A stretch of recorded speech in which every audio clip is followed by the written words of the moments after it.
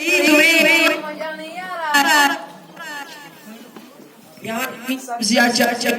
कितना सुंदर है, तो क्यों हमारे घर सब्जी?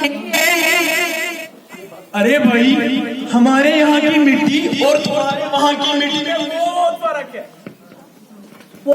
भाई अधिकारी महादेव बताइए, हमारे हरियाली और यहाँ की हरियाली में क्या फर्क है? हमारे यहाँ की मिट्टी में बहुत फर्क है, क्योंकि आपने अपनी मिट्टी में केमिकल खाद डालकर मिट्टी को खराब किया है, जहर डाला है मिट्टी में। और अब हम लोग जो चीज इस्तेमाल करते हैं वो सेहत के लिए बहुत मुफीद है, और जो कुछ बच जाता है हम उसे इसी मिट्टी में डालते हैं। हम सदियों से इसी तरह इस प्रकृति के साथ चले आ रहे हैं।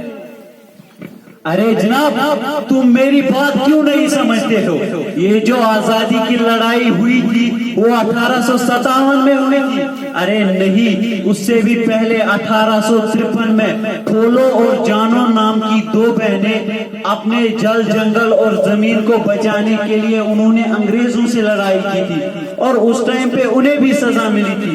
और अब तो तुम्हारी खराब कर रहे हो, तुम्हें भी सजा मिलेगी। मुखिया को बुलाया जाए।